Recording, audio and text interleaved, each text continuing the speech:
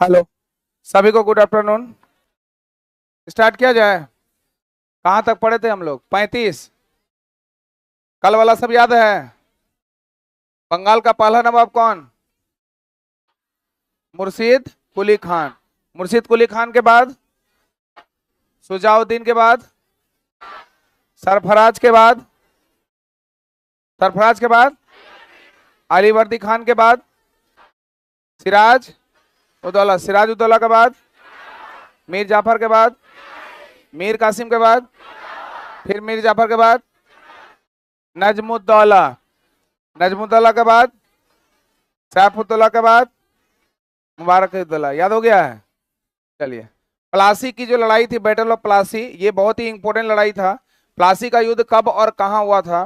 23 जून 1757 में मुर्शिदाबाद के पास प्लासी में। मुर्शिदाबाद के पास प्लासी में, जो नदियां जिला वगैरह है ना, उसके पास बंगाल में स्थित है ये प्लासी। और ये प्लासी का युद्ध हुआ था 1757 में। प्लासी के युद्ध के पहले एक घटना घटी थी जिसे इतिहास में ब्लैक हॉल ट्रेजेडी के नाम से जानते हैं, यानी काल कोठरी की दुर्घटना।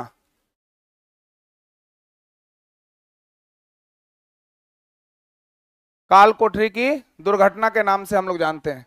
तो आपसे यहां से भी क्वेश्चन आ सकता है, काल कोठरी की त्रासदी। काल कोठरी की घटना जो है वो 1756 में हुआ था, जून में, है ना? जून 1756 में हुआ था, हाँ 20 जून। और साथ ही साथ इसमें क्या महत्वपूर्ण घटना थी कि ये जो इस समय में बंगाल का नवाब था वो था सिराज उदौला। और चूंकि ये सिराज उदौला बंगाल का नवाब था तो निश्चित रूप से इसके ऊपर, इसके हाथ में पूरा हुकूमत था। लेकिन चाहती थी अंग्रेज क्या कि कठपुतली बना कर रखे किसको? सिराज उदौला को। जैसे मान लीजिए हम सिराज उदौला, हम राजा हैं, तो हमको जो मन करेगा उठ बैठ कर सकते हैं ना। मन किया कि बाहर थोड़ा घूम के जाए, टहल के, गैलरी में टहल के आ जाएंगे कि नहीं? अंग्रेज बोलता है नहीं, आपको कहीं नहीं जाना, जैसे हम बोलेंगे वैसे ही करिए। तो हमको अच्छा लगेगा? खराब? राजा हम है कि वो है? राजा तो हम है ना, लेकिन वो तो ऐसा काम कर रहा है जैसे लग रहा है राजा वही है। एक दिन गुस्सा का ये तो फटेगा ना, मौका मिलेगा। जैसे मान लीजिए आप लोग को हम बहुत क्रूरता से साबित आते हैं। आप लोग मान लीजिए अभी गुलाम है हमारे, हमें अंग्रेज आप लोगों के साथ बहुत क्रूरता से पेश आता है, जहां इधर है हिलो मत, ऐसे मत करो, पूरा जबरदस्त। तो आप लोग को अंदर से गुस्सा लगेगा कि नहीं? आप सोचिएगा कि कम मास्टर साहब को पीटे, लेकिन मौका का तलाश रहेगा। सामने से पिटिएगा तो गोली बंदूक है ना हमारे पास, भून दिया जाएगा, कहानी खत्म। तो जिस दिन मौका मिलेगा एक ठो रस्सी लेकर आइएगा, वो बोरा लेकर आइएगा, और सीधा मुंडी बांध उसका धड़ाम धड़ाम धड़ाम धड़ाम। बोले चुपचाप रहो मास्टर साहब, हमको मारा था कैसे, धड़ाम धड़ाम धड़ाम। पूरा बदला हो गया कि नहीं? सिराजुद्दौला को भी मौका मिला, कालकोटी की दुर्घटना। टोटल व्यक्ति जो थे वो व्यक्ति कितने? 146। 146 में 146 कौन थे? अंग्रेज। 146 अंग्रेज को बंद रूम में, जून का महीना जब अपने पिक पर होता है गर्मी, और उस समय में जून में ही मानसून का आगमन होता है, फर्स्ट वीक ऑफ जून, जून के पहले सप्ताह में। तो वहां पर जैसे ही मानसून का आगमन, मतलब उस समय में क्या होता है, बहुत ज्यादा टेम्परेचर आता है। टेम्परेचर इन द सेंस उम्मस टाइप का। एक होता है तापमान होना, बहुत ज्यादा टेम्परेचर होना, और एक होता है उम्मस होना, टेम्परेचर कम है लेकिन आपको रहा नहीं जाएगा, ना जिंदा रहिएगा ना मरिएगा, इस टाइप का लगेगा, हिले डोले नहीं, ऐसे ही रहता है ऐसा समय। वो जून के आसपास का है। तो 146 अंग्रेज को बंद करके रख दिया एक छोटा सा कमरा में। जैसे अभी इतना कैसे भरे हुए हैं आप लोग, तो ऊपर का जगह तो खाली है ना, ऊपर भी खाली नहीं होता। कोई सामान को पैक किए हैं आप लोग बक्सा उक्सा में, पूरा ठूस ठूस के। और जो चैन बंद नहीं होता है सुटकेस सुटकेस में, तो क्या करते हैं, उसमें चढ़ जाते हैं, और उसके बाद ले थोड़ा और एक बार, और थोड़ा और एक बार, फिर करते हैं। जितना भी उसका स्पेस रहता है सब खत्म। कभी कभी चैन खराब भी हो जाता है। तो उसी तरह का जो रूम था ना, उस रूम में कोच कोच के सबको डाल दिया। कितने लोगों को? 146 लोगों को। और वो भी महीना देख लीजिए, जून का है, खतरनाक गर्मी वाला है, तो उसमें जिंदा रहेगा? तो जब सुबह दरवाजा खोला ना तो 123 का विकेट गिर चुका था। कितने लोग? 123 का विकेट गिर गया। बचा कितना लोग? 23 में एक था हॉलवेल। कौन था?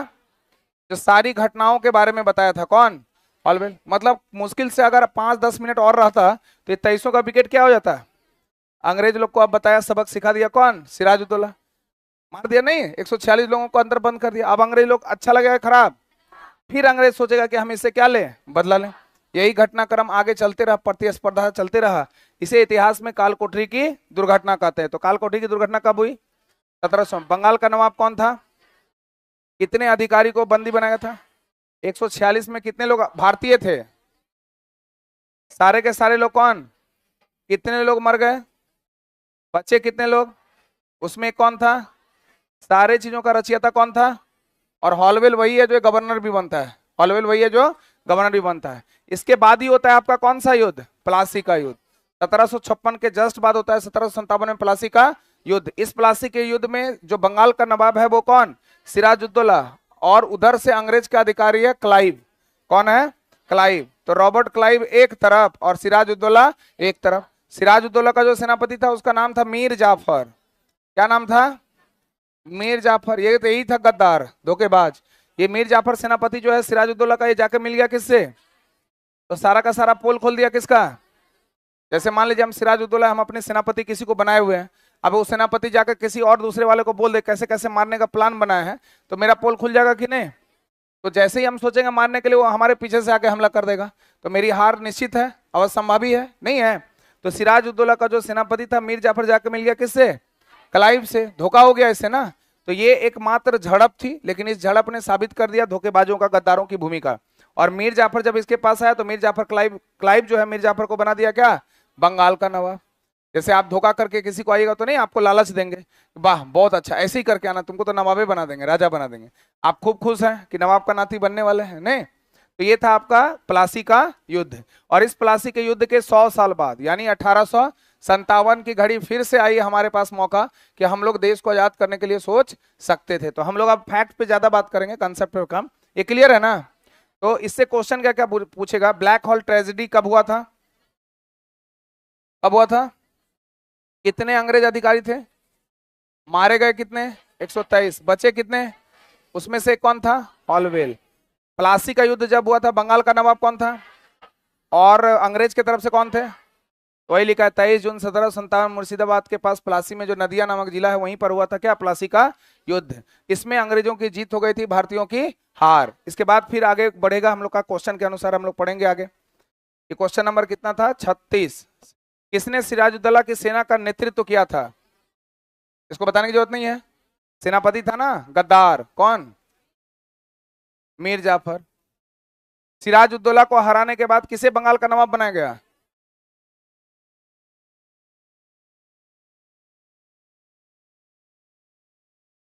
क्या? कहीं कहीं पर वो देता है 20 जून, कहीं कहीं पर 21 जून रहता है, उसमें थोड़ा संशय बना हुआ है। ज्यादातर जगहों पे 20 जून का ही चर्चा किया हुआ है, ज्यादातर जगहों पे ऐसा चर्चा किया हुआ है उसका। और इसका और उसका 22 अक्टूबर है, बक्सर का। अक्टूबर ना। सिराजुद्दौला को हराने के बाद किस बंगाल का नवाब किसे बनाया गया था? किसको बनाया गया था? मीर जाफर को। प्लासी के युद्ध के बाद क्या स्थापित हो गई? कंपनी की सत्ता। प्लासी का जो युद्ध हुआ उसके बाद क्या हो गया? कंपनी की सत्ता। कंपनी का सत्ता बाद में हट जाएगा, कंपनी के अधीन चला गया ना सारे चीज। जैसे ईस्ट इंडिया कंपनी की स्थापना कब हो गई थी? 1600 में, दिसंबर को 1600 में हो गया था। तो प्लासी के युद्ध के बाद क्या स्थापित हो गई? कंपनी की सत्ता। बाद में जब पढ़िएगा 1857 की क्रांति, 1857 की क्रांति के जस्ट बाद आएगा 1858 का। 1858 का जो एक्ट आता है 1858 में, जो कंपनी के अधीन शासन है वो सारा का सारा किसके पास आ जाएगा? क्राउन के पास। तो कंपनी से फिर चला जाएगा कहां पर? क्राउन, महारानी है ना, क्राउन के पास। कब? 1858 में। तो ये बाद का चीज है। इसके बाद नेक्स्ट है क्वेश्चन नंबर 40। अगला है 40 नंबर। 1764 में किस लड़ाई में भारतीय सेना की हार हुई? बक्सर की लड़ाई कब हुआ था? 1764। डेट क्या था? 22 अक्टूबर 1764। और इसमें भारत के तरफ से कितनी सेना? 3। मुगल बादशाह था जिसका नाम था शाह आलम द्वितीय। शाह आलम द्वितीय। मुगल बादशाह कौन था? शाह आलम द्वितीय। अवध का नवाब कौन था? सिराज उद्दौला। सिराज उद्दौला। सुजाउद्दीन अलग है और सिराज उद्दौला अलग है। सुजाउद्दीन कौन है? बंगाल का नवाब। सिराज उद्दौला कौन है? अवध का नवाब। और यहां से बंगाल का नवाब था कौन? मीर कासिम। मीर कासिम। बंगाल का नवाब कौन था? मीर कासिम। ये तीनों की संयुक्त सेना एक तरफ और दूसरे तरफ कैप्टन मुनरो की सेना। यानी अंग्रेज के तरफ से कौन थे? Captain Munro. कौन थे? Captain Munro. प्लासी के युद्ध में क्लाइव और बक्सर के युद्ध में मुनरो। इसमें तीनों भारतीयों की क्या हो गई? पराजय। इसमें प्रमुख रूप से जो सत्ता था किसके अधीन? मुगलों के अधीन। यानी सबसे बड़ा जो राजा था वो कौन था? मुगल। मुगल समेत अवध और बंगाल के नवाबों को हरा दिया था कौन? अंग्रेज। कौन? कैप्टन मुनरो के सदस्य में। तो 3 भारतीय लोगों की यहाँ करारी क्या हो गई? हार। इससे सर्वविदित हो गया कि अब आने वाले समय में भारतीय लोगों की जीत नहीं हो सकती है। मतलब बड़ा वाला टीम को अगर हरा दे, केन्या जैसा टीम, तो लगता नहीं कि खतरनाक है थोड़ा। तो यहाँ पर क्या हुआ? तीनों सेना को हरा दिया कौन? अंग्रेज, कैप्टन मुनरो। इतिहास में इसे बक्सर का युद्ध के नाम से जानते हैं। और इसके बाद ही 1765 में एक संधि होती है जिसका नाम है इलाहाबाद की संधि। कौन सी संधि? और इस संधि के द्वारा बंगाल, बिहार और उड़ीसा की दीवानी प्राप्त करने की शक्ति अंग्रेजों को मिल जाती है। राजस्व वसूलने का अधिकार जो है किसको मिल जाता है? अंग्रेजों को मिल जाता है। तो बक्सर की लड़ाई है। क्लियर है? हटा दें? कौन कौन तीनों याद है ना? मुगल बादशाह कौन? शाह आलम द्वितीय। मुगल बादशाह शाह आलम द्वितीय। अवध का नवाब, यहां पर स्टूडेंट गलती करता है, सिराजुद्दौला की जगह दिमाग में चलता है उसका शुजाउद्दीन, वहां मिस्टेक नहीं करना है, सिराजुद्दौला। बंगाल का नवाब कौन? मीर कासिम। अंग्रेज के तरफ से कैप्टन कौन? Captain Munro. 1765 में इलाहाबाद की संधि के बाद किसने कंपनी की दीवानी सौंपी थी? क्या हो जाएगा? शाह आलम द्वितीय। आंसर हो जाएगा आपका इसका शाह आलम द्वितीय। कंपनी द्वारा विभिन्न राज्यों पर कब्जा जमाने के लिए कौन सी नीति अपनाई गई थी? सहायक संधि। कौन सी संधि? सहायक संधि। देखिए यहां पर 3 क्वेश्चन फिर से पूछता है ना। एक पूछेगा sir John Shore, sir John Shore के समय में आया था अहस्तक्षेप की नीति, अहस्तक्षेप की नीति, अहस्तक्षेप की नीति। ठीक है। इसके बाद देखिएगा आगे एससीईआरटी वगैरह का खत्म हो जाएगा ना, तो एक बार हम कंक्लूजन के हिसाब से आपका क्लास ले लेंगे। कंक्लूजन इन द सेंस क्या हुआ कि स्टार्टिंग से लेकर लास्ट तक एक ही क्लास, 1 या 2 क्लास जो भी होगा, तो क्या? हाँ वो कराएंगे, सारा कराएंगे, जो बोले हैं वो तो कराएंगे ही कराएंगे, इसके अलावा भी जो बोल रहे हैं वो भी कराएंगे। हम क्या बोल रहे हैं कि ये तो एससीईआरटी जो लिखा है बुक उसी के अनुसार ना क्वेश्चन उठा रहे हैं, अपने से क्वेश्चन नहीं उठाए हैं। ये सारा का सारा क्लास किसका है? 8 का है। हम अपने मन से कोई क्वेश्चन नहीं उठाए, सब एससीईआरटी की किताब में ओरिजिनल आपको मिल जाएगा किताब में। ठीक, तो उसमें जितना डेटा दिया हुआ है वो आप तक पहुंचा दे रहे हैं।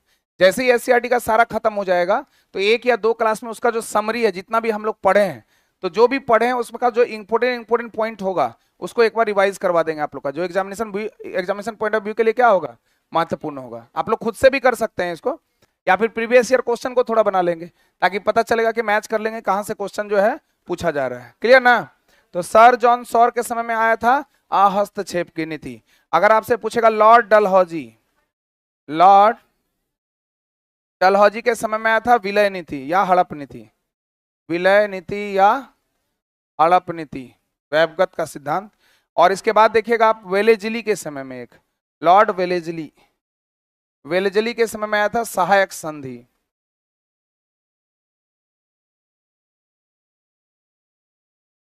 वेलेजली के समय में आया था सहायक संधि। लिख लिए सर जॉन सौर अहस्तक्षेप की नीति। हाँ हट जा रहे हैं हम यूट्यूब में, किसको? ई छोटा और नजर आएगा उसमें, पता नहीं इन लोग को भी, बेचारे लोग को नहीं दिखेगा, आप लोग को भी नहीं दिखेगा।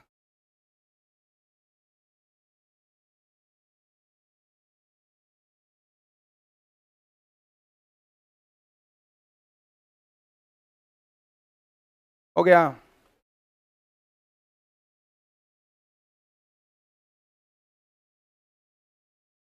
हो गया। सर जॉन सौर अहस्तक्षेप की नीति, अभी चर्चा भी करेंगे इस पे। दूसरा है लॉर्ड डलहौजी विलय नीति, वेबगत का सिद्धांत। वेलेजली का है सहायक संधि। अभी हम लोग का कौन सा टॉपिक आया है? सहायक संधि। हटा दें, ये तीनों याद रखिएगा। सर जॉन सौर याद होगा? नहीं याद होगा तो ऐसे समझिएगा कि यहाँ पर क्या है, सर जॉन शोर, शोर मतलब चोर, और चोर मचाए शोर, चोर क्या मचाता है? शोर।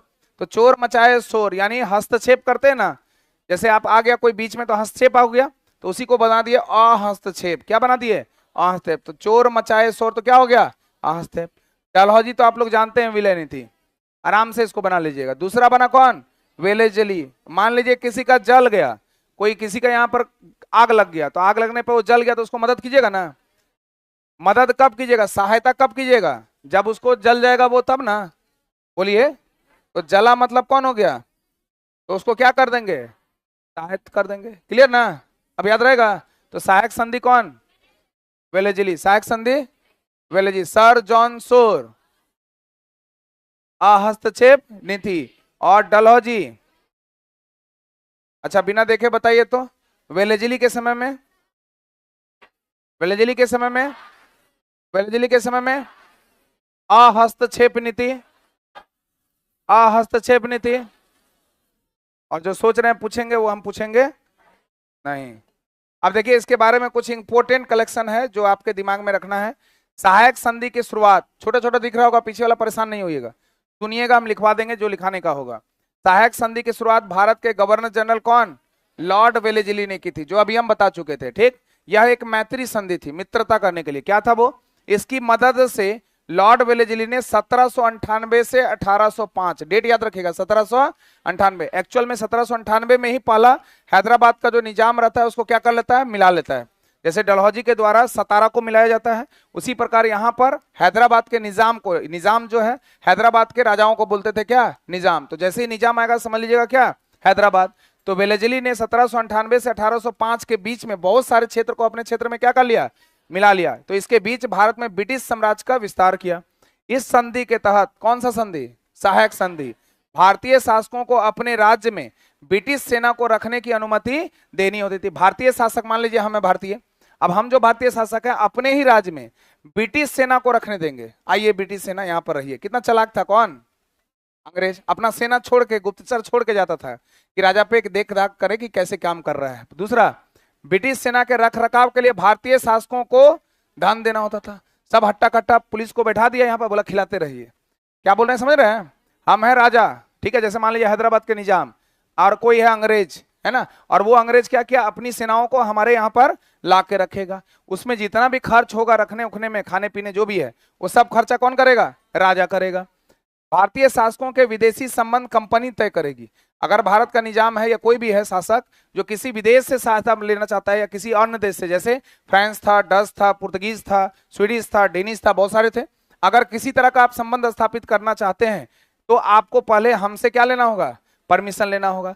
ब्रिटिशों की पूर्व अनुमति के बिना कोई भी भारतीय शासक किसी भी यूरोपीय को अपनी सेवा में नियुक्त नहीं कर सकता था। पहले से दिमाग लगा लिया कौन, अंग्रेज, कि आप किसी अन्य यूरोपीय लोगों से आप सहायता नहीं ले सकते। इसी संधि को कहा गया क्या, क्लियर है। तो इसमें एक पॉइंट लिख लीजिए कि लॉर्ड वेलेजली ने 1798 से 1805 के बीच, लॉर्ड वेलेजली ने 1798 से 1805 के बीच, लॉर्ड वेलेजली ने 1798 से 1798 से 1805 1805 के बीच भारत में सहायक संधि के अनुसार,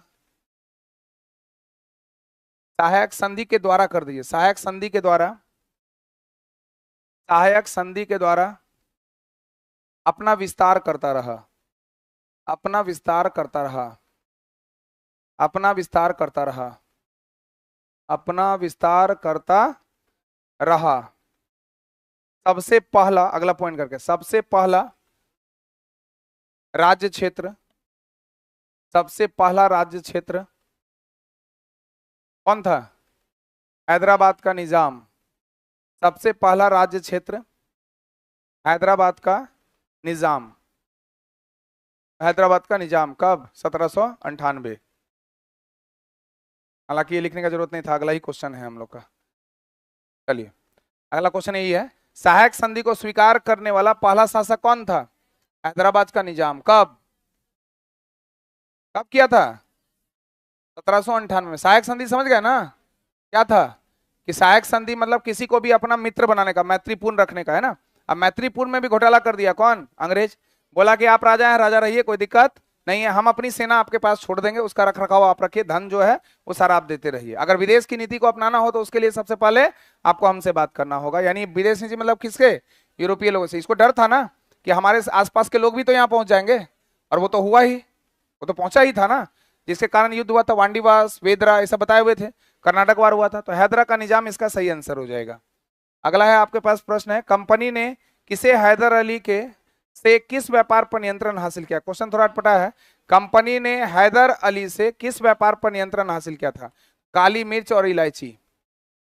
कैसे हटा देना है सिर्फ, कंपनी ने हैदर अली से किस व्यापार पर नियंत्रण स्थापित किया था? तो काली मिर्च और इलायची, इलायची को बोलते हैं कार्डेमम।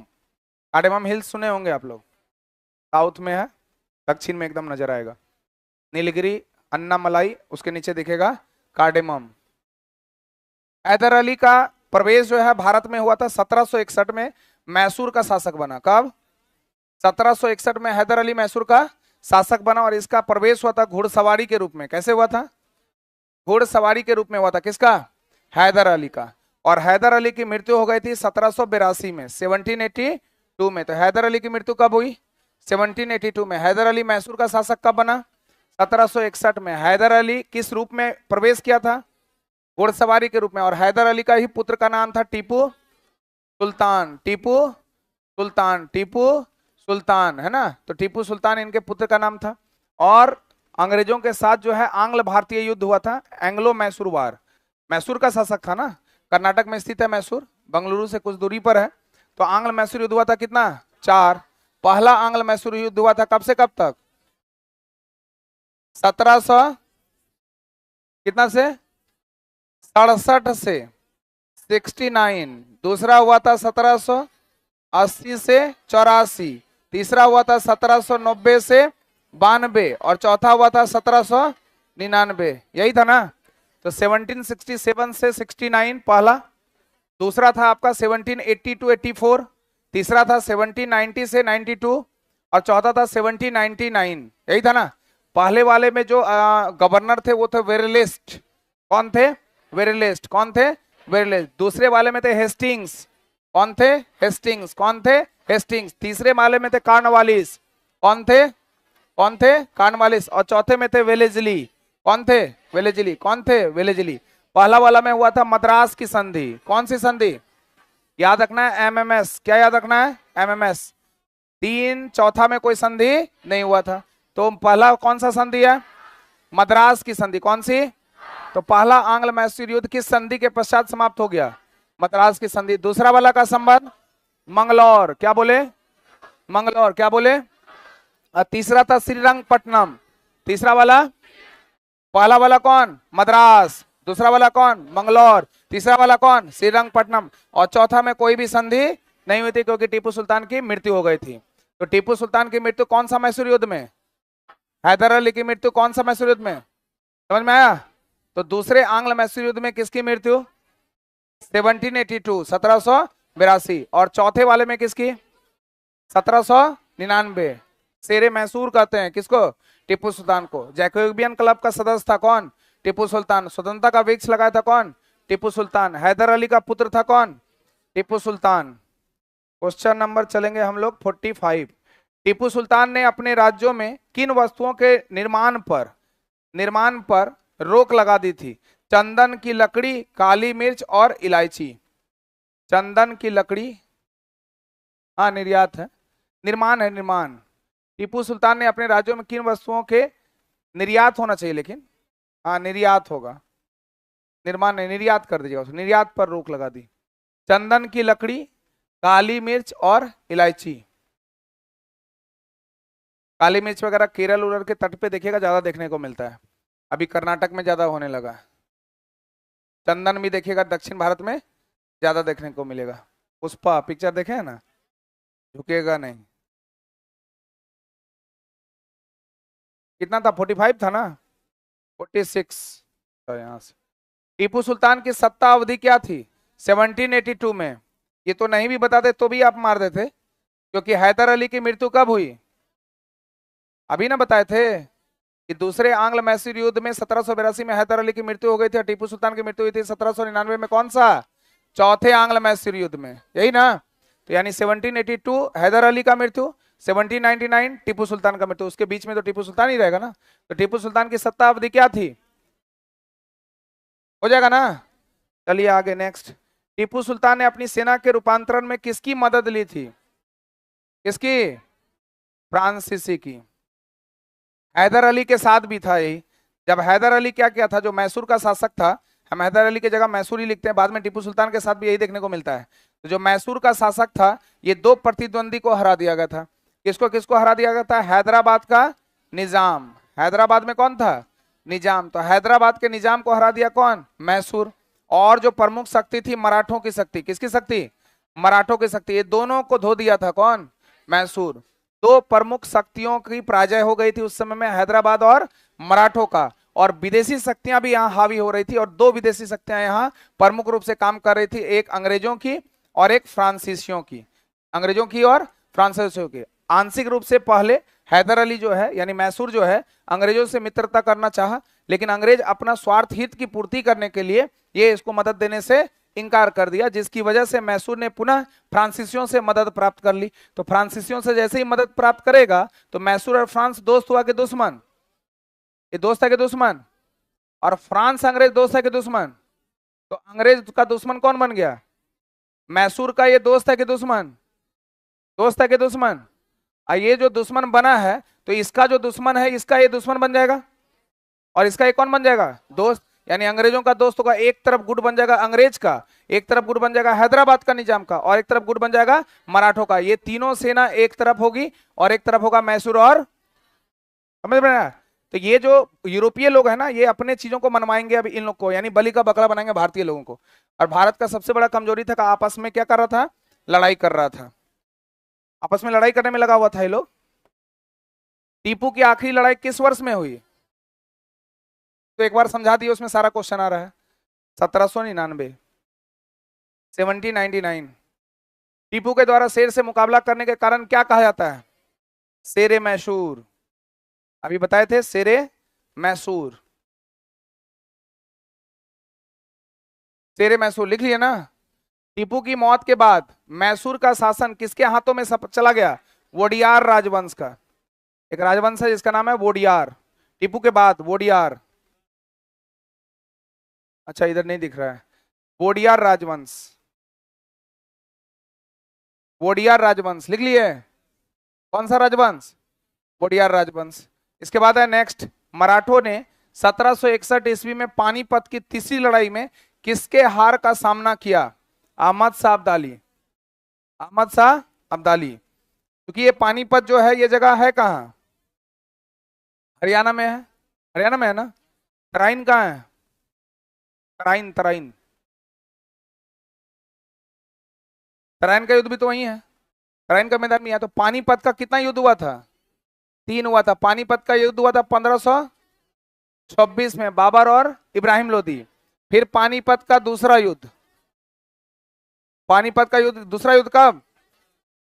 1500 अकबर और हेमू के बीच। और फिर हुआ पानीपत का तीसरा युद्ध 1761, है ना, मराठों और अफगानों के बीच। मराठों और अफगानों के बीच, मराठों और अफगानों के बीच। वही बोल रहा है कि मराठों ने 1761 ईस्वी में पानीपत की तीसरी लड़ाई में किसके हार का सामना किया? अहमद शाह अब्दाली। अहमद शाह अब्दाली। अहमद शाह अब्दाली किस वंश का था? अफगान, अफगानी था ना। तो मराठा और अफगान के बीच हुआ था पानीपत की कौन सी लड़ाई? तीसरी लड़ाई 1761 में। जबकि तराइन का पहला युद्ध कब हुआ? तराइन का पहला युद्ध 1191। तराइन का दूसरा युद्ध 1100। तराइन का तीसरा युद्ध 1215 से 16 के बीच में हुआ था, है ना। तराइन का पहला युद्ध मोहम्मद गौरी और पृथ्वीराज चौहान, जिसमें मोहम्मद गौरी की हार और पृथ्वीराज चौहान की, दूसरे वाले में पृथ्वीराज चौहान की, मोहम्मद गौरी की। और तीसरा वाला 1215 में हुआ था इल्तुतमिश और यलदौज के बीच। किसके किसके बीच? इल्तुतमिश, इल्तुतमिश और यलदौज के बीच ये लड़ाई हुआ था, जिसमें इल्तुतमिश की जीत हुई और यलदौज की हार हो गई। इतिहास में इसे तराइन का तीसरा युद्ध के नाम से जानते हैं। स्टूडेंट को पूछा जाता है तराइन का तीसरा युद्ध, तुरंत वो आंसर बताता है चंदावार का युद्ध। कब? 1194। जो हल्का फुल्का पड़ा है तुरंत उसके दिमाग में आता है तराइन का पहला 1191, तराइन का दूसरा 1192, तराइन का तीसरा तो बोलता है 1194। चंदावार का युद्ध आ जाता है अपने आप, आपके पास भी वहां आता है, लेकिन बुलाती है मगर जाने का नहीं। 1215 में होता है। इल्तुतमिश, यलदौज और कुतुबुद्दीन ऐबक मोहम्मद गौरी का चेला था। मोहम्मद गौरी का नाम सुने हैं? तो मोहम्मद गौरी का उत्तराधिकारी तो नहीं था, लेकिन उत्तराधिकारी के रूप में गुलाम बनाकर रखा था, दास बनाकर रखा था 3 लोगों को, जिसका नाम था यलदौज, कुबाचा और कुतुबुद्दीन ऐबक। वही बाद में कुतुबुद्दीन ऐबक दिल्ली सल्तनत का शासक बनता है, गुलाम वंश की स्थापना करता है, जिसे इतिहास में दास वंश, गुलाम वंश, इलबरी तुर्क या ममलुक वंश के नाम से जानते हैं। 1206 से 1290 तक का जो पीरियड था वो था आपका दिल्ली सल्तनत में गुलाम वंश का काल, यही था ना। तो वही कुतुबुद्दीन ऐबक है। क्लियर है? यहाँ बोलते ही नहीं है। आगे बढ़े, चलिए। तराइन का कितना युद्ध हुआ? तीनों याद है? पानीपत का याद है? थोड़ा देर में पूछेंगे। कंपनी हुकूमत की स्थापना किस वर्ष तक संपूर्ण भारत पर नियंत्रण कर चुकी? 1856 तक, 1856 तक, 1856 तक।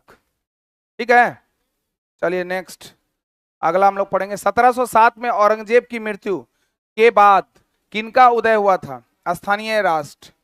यही आपका मॉडर्न हिस्ट्री का पहला टॉपिक या दूसरा टॉपिक बनता है। 18वीं सदी में स्वतंत्र राज्यों का उदय या स्वायत्त राज्यों का उदय, जिसमें मैसूर, यानी 1707 के बाद के आसपास का ले लीजिए, मैसूर हो गया, कर्नाटक हो गया, अवध हो गया, बंगाल हो गया, परवर्ती मुगल काल हो गया। यानी जो मुगल वंश का अंतिम महान शासक था औरंगजेब, 3 मार्च 1707 को अहमदनगर में जब उनकी मृत्यु हो गई तो उसके बाद प्रवर्ती मुगल काल जो है अयोग्यता का परिचय दिया, और उस अयोग्यता ने उसको और डाउनफॉल में लेकर चला गया, जिससे और स्वतंत्र राज्यों का उदय हो गया। जैसे अभी हम मेन राजा हैं, मेरा नाम है औरंगजेब, है ना, तो बोलते ना आप लोग के डायलॉग बोलते, कोई बोलते रे तो कोई इधर उधर बोलेगा, बोले बैठो हम हैं औरंगजेब जिंदा पीर, मेरा नाम है औरंगजेब। क्या नाम है? औरंगजेब। लेकिन जैसे ही औरंगजेब बाहर जाएगा तो आप लोग हल्ला शुरू करिएगा कि नहीं? बोलेगा अरे हम ही राजा हैं, औरंगजेब गया उधर, चल हम ही हैं। तो इधर का अपना एक राजा, इधर का अपना एक राजा, ये अवध, ये बंगाल, ये मैसूर, ये मराठा, सब अलग अलग नहीं होगा? बोलते ही नहीं है। तो औरंगजेब जब तक था तब तक कोई दिक्कत नहीं था, लेकिन औरंगजेब जैसे ही हटा तो अंतिम महान मुगल शासक था कौन? औरंगजेब। अंतिम शासक पूछेगा तो बहादुर शाह द्वितीय या जफर, और अंतिम महान मुगल पूछेगा तो औरंगजेब। औरंगजेब जैसे ही हटा स्वतंत्र राज्यों का उदय शुरू हो गया। तो वही बोल रहा है कि 1707 में जब औरंगजेब की मृत्यु हुई तो उसके बाद किनका उदय हुआ? स्थानीय राष्ट्रों का, यानी छोटे छोटे राष्ट्र जो है अपना आपको स्वतंत्र कर दिए, अपने आप को समझने लगे कि हम ही क्या है? राजा है। किसने विलय नीति का अनुसरण किया था? अभी थोड़ी देर पहले हम लोगों ने पढ़ा था सहायक संधि। क्लियर है? सहायक संधि में कैसे कैसे काम कर रहे थे अंग्रेज हम लोगों ने देखा। सहायक संधि के प्रणेता थे कौन? वेलेजली। और पहला सहायक संधि के द्वारा अपनाया जाने वाला जो राष्ट्र था जिसको मिलाया गया वो कौन था? कौन था? हैदराबाद का निजाम। कब अपनाया गया? ये हम लोग चर्चा कर लिए। दूसरा पॉइंट था हम लोग का, जो 3 पॉइंट यहाँ लिखे थे, सर जॉन शोर, एक डलहौजी का और एक था वेलेजली का। ठीक है, दूसरा पॉइंट है किसने विलय नीति, जिसको हड़प नीति के नाम से जाना था, अनुसरण किया था? लॉर्ड डलहौजी। लॉर्ड डलहौजी। तो हम लोग थोड़ा सा चर्चा करेंगे विलय नीति। लॉर्ड डलहौजी ने 1848 से 1856 के बीच भारत में अपनाई गई विलय नीति को व्यापगत का सिद्धांत या हड़प नीति कहा जाता है। इसी को बोलते हैं व्यापगत का सिद्धांत, डॉक्ट्रिन ऑफ लैप्स। तो व्यापगत का सिद्धांत बोलते हैं, हड़प नीति बोलते हैं, या फिर विलय नीति बोलते हैं। और इंग्लिश में डॉक्ट्रिन ऑफ लैप्स कभी कभी इंग्लिश में भी लिख देता है क्वेश्चन। तो भारत में अपनाई गई विलय नीति को व्यापगत सिद्धांत या हड़प नीति कहा जाता है। इस नीति के तहत अगर किसी शासक का कोई पुरुष उत्तराधिकारी नहीं होता है, पुरुष उत्तराधिकारी नहीं होता है, तो उसकी रियासत को ब्रिटिश कंपनी अपने नियंत्रण में ले लेती थी। मतलब जैसे आपका संपत्ति है और उस संपत्ति का अगर उत्तराधिकारी आपके पास नहीं है, जैसे आपका पुत्र नहीं है, है ना, किसी भी रूप में अगर आपका पुत्र नहीं है तो समझा जाता था कि आपका उत्तराधिकारी नहीं है। उस कंडीशन में कंपनी वो जितना भी संपत्ति है उस संपत्ति को जब्त कर लेती थी, अगर आपका उत्तराधिकारी नहीं है तो। दूसरा, इस नीति के तहत अंग्रेजों ने कई राज्यों पर कब्जा किया, जिनमें शामिल है आपका कौन? सतारा। चूंकि ये इनका कार्यकाल जब गद्दी पर आए थे डलहौजी बनकर गवर्नर, तो वो समय था 1848, और उसी समय में इन्होंने सतारा को सबसे पहले अपने क्षेत्र में मिला लिया। किसके अनुसार? हड़प नीति, विलय नीति, व्यापगत या डॉक्ट्रिन ऑफ लैप्स के अनुसार। तो पहला कौन मिला था? सतारा। अब स्टूडेंट में कंफ्यूजन कहां बढ़ता है? जब वो पढ़ता है वेलेजली का सहायक नीति, सहायक संधि, और इधर पढ़ता है डलहौजी का विलय नीति, तो उधर का हैदराबाद का निजाम इधर चल जाता है और इधर का सतारा वाला चीज उधर चल जाता है। इस पे आप लोग फोकस रखिएगा, वहां पर गलती होने की संभावना बढ़ जाएगी। तो सतारा सबसे पहला था 1848। इसके अलावा संबलपुर, जैतपुर वगैरह भी था, है ना, 49 के आसपास। उदयपुर 52 में, नागपुर 53 में, झांसी 54 में, अवध जो था 56 में। अवध थोड़ा ज्यादा इंपोर्टेंट है। इस नीति के तहत भारतीय शासक के किसी भी दत्तक पुत्र मतलब गोद लिया हुआ पुत्र को राज्य का उत्तराधिकारी नहीं माना जाता था। इसी के लिए लड़ी थी झांसी की खूब लड़ी मर्दानी, वह तो झांसी वाली रानी थी, बुंदले हर बोलों के मुंह हमने सुनी कहानी थी। खूब लड़ी मर्दानी, वह तो झांसी वाली। उनकी वीरता से प्रभावित होकर अंग्रेज अधिकारी हीरोज ने उनको कहा था कि ये लड़ने वालों में अकेली मर्द थी। झांसी की रानी का वो पिक्चर याद कीजिए, जब घोड़ा पर बैठ कर तलवार लेके एक बच्चे को पीछे कंधा पर लेकर चल रही थी, वही थी झांसी की रानी। गोद निषेध की प्रथा को लेकर, यही गोद निषेध की प्रथा को लेकर ये आवाज उठाई थी। और 1857 की क्रांति में झांसी की तरफ से प्रतिनिधित्व की थी कौन? झांसी की रानी, जिसको मणिकर्णिका के नाम से जानते हैं। क्या नाम से? प्यार से उसको लोग मनु बोलते थे। क्या बोलते थे? क्लियर है? तो इसमें एक पॉइंट फिर से लिख लीजिए, जोड़ दीजिए इसमें। किसका? इसका क्या ट्रिक? बहुत सारा ट्रिक है, ट्रिक बहुत सारा है, बताएंगे लेकिन नहीं।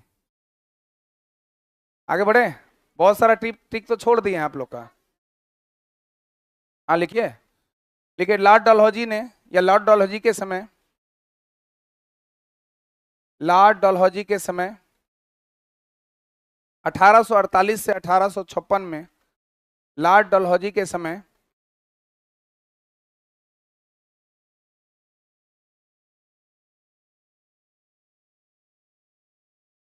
लॉर्ड डलहौजी के समय 1848 से 1856 के बीच, पहले कुछ और बोले थे क्या? हाँ, लॉर्ड डलहौजी के समय 1848 से 1856 के बीच भारत में अपनाई गई, भारत में अपनाई गई एक नीति थी, भारत में अपनाई गई एक नीति थी जिसे, भारत में अपनाई गई एक नीति थी जिसे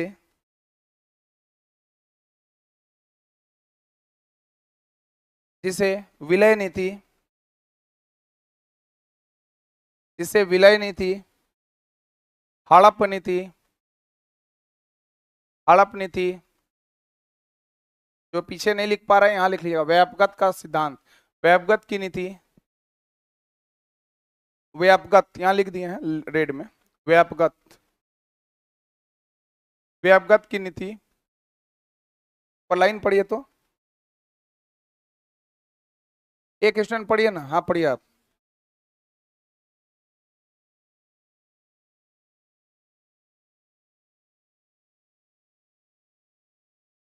कहा जाता है, कहा जाता है इस नीति के अनुसार सबसे पहला राज्य, इस नीति के अनुसार सबसे पहला राज्य, इस नीति के अनुसार सबसे पहला राज्य सतारा 1848, सतारा 1848, पहला राज्य सतारा 1848, 1848 था, सतारा था। जैसे पहला वाला वहां लिखे थे वैसे पॉइंट में इसको भी लिखना है। वहां बताया था हैदराबाद का निजाम, यहां बताया सतारा। कंपनी की सेना की जीत, अगला क्वेश्चन है, क्वेश्चन नंबर 55। कंपनी की सेना की जीत क्यों हुई? कंपनी के पास बेहतर तोपें और बंदूकें थी, कंपनी के पास बेहतर तोपें और बंदूकें थी।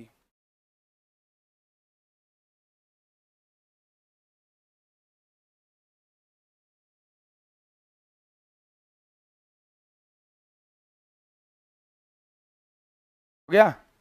कंपनी के पास बेहतर तोपें और बंदूकें थी, लिख लिए? चलिए अगला प्रश्न है आपका, अंग्रेजों को किस क्षेत्र में सबसे अधिक लगान वसूलने का अधिकार मिला? बंगाल, बिहार और उड़ीसा, तीन बहुत ही सामरिक दृष्टिकोण से बहुत इंपोर्टेंट क्षेत्र हुआ करते थे।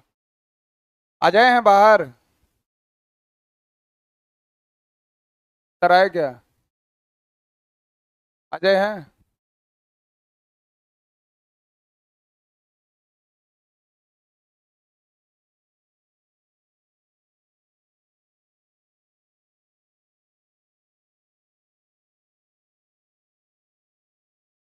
अंग्रेजों को किस क्षेत्र में सबसे अधिक लगान वसूलने का अधिकार मिला? बंगाल, बिहार, उड़ीसा। क्या बोल रहे थे आप लोग? अच्छा उनको बुलाने हैं? क्यों?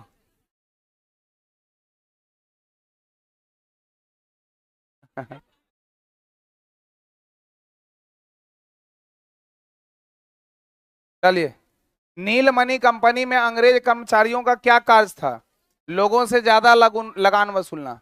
अभी के वर्तमान में नीलमणि एक कंपनी है, एक अलग है ये। उस समय भी एक कंपनी हुआ करता था नीलमणि कंपनी में अंग्रेज कर्मचारियों का क्या कार्य था? लोगों से ज्यादा लगान वसूलना।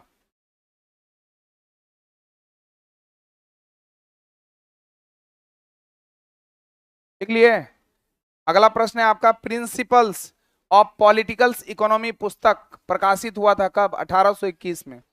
फैक्चुअल है ये सब, याद करने वाला चीज है। प्रिंसिपल्स ऑफ पॉलिटिकल इकोनॉमी पुस्तक 1821 में। क्या चीज? कौन लिखा था? ये हमको दिमाग में नहीं है, उसको देख लेना होगा, एक बार चेक करके बताइए हमको भी। है, सर्च करिए, प्रिंसिपल्स ऑफ पॉलिटिकल इकोनॉमी। कोई कर रहे हैं चेक?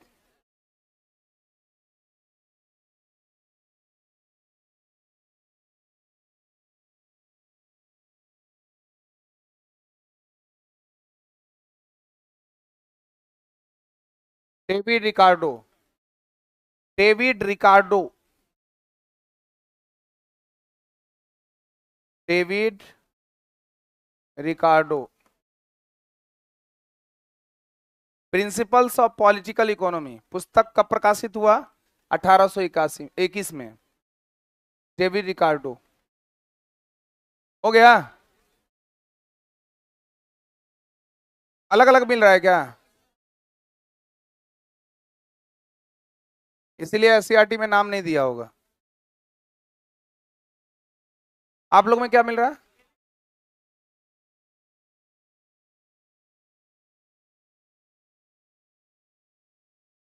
हम्म,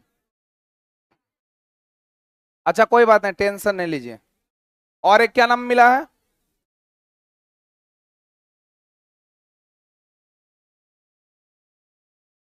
बोलो पेंसिल। बोलिए पेंसिल। इस क्वेश्चन का आंसर कैंसिल। ये क्वेश्चन का आंसर हम कल अच्छे से चेक करके आपके लिए लेकर आएंगे, ठीक? हड़बड़ी में गड़बड़ी नहीं करना है,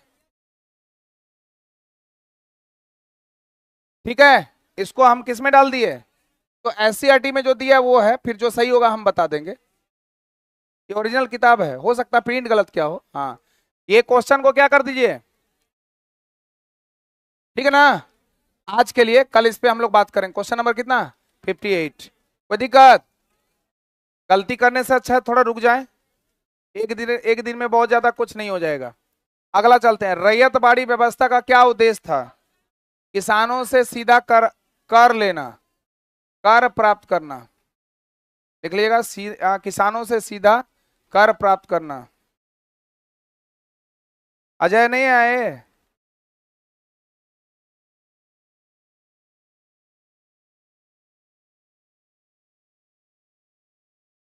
हो गया। रैयत बाड़ी व्यवस्था का क्या उद्देश्य था? किसानों से सीधा, पहले भी हम बताए थे कि जो कंपनी थी, जो कंपनी थी मतलब जो ब्रिटिश था, एक तरफ ब्रिटिश था और नीचे जो है आपका बहुत सारे क्या थे, सैनिक थे, किसान थे। किसान थे, मजदूर थे, भारतीय लोग थे। और इससे क्या किया, जो कंपनी टैक्स वसूलता था, ये डायरेक्ट टैक्स वसूलता था, किससे? किसानों से। तो भारतीय किसानों से डायरेक्ट टैक्स वसूलने की पद्धति को ही क्या बोला गया? रैयत बाड़ी। और ये दिखा गया कहाँ? साउथ में। जो आपका 12 महल वगैरह का क्षेत्र है ना, तमिलनाडु का, उसमें सबसे पहले इसको लागू किया गया था। बाद में फिर और भी जगह पर, मद्रास, बम्बई, असम उसम के क्षेत्र में भी इसको क्लियर किया था। हम इसके बारे में अलग से आपको डेटा दे देते हैं, रैयतबाड़ी का, अस्थाई बंदोबस्त का और महलबाड़ी का, थोड़ी देर में, क्योंकि 3 4 क्वेश्चन अभी इसी से जुड़ा हुआ है। रैयतबाड़ी व्यवस्था का उद्देश्य क्या था? किसानों से सीधा टैक्स लेना। जबकि इसके विपरीत आप देखिएगा कि जमींदारी व्यवस्था देखने को मिलता है। कौन सा व्यवस्था है? जमींदारी। इसी को बोलते हैं अस्थाई बंदोबस्त, परमानेंट सेटलमेंट, अस्थाई बंदोबस्त। अब क्या होता है कि जो यहाँ पर जो आपका सेना, ये किसान है, भारतीय लोग हैं, तो जमींदारी और अस्थाई जो प्रोसेस था, ये क्या था कि जो कंपनियां थी वो कंपनियां डायरेक्ट इससे टैक्स नहीं लेती थी, बल्कि बीच में कौन था? जमींदार वर्ग होते थे, बीच में जमींदार वर्ग होते थे। और ये कंपनी टैक्स वसूलती थी किससे? जमींदार से। ये कंपनी आए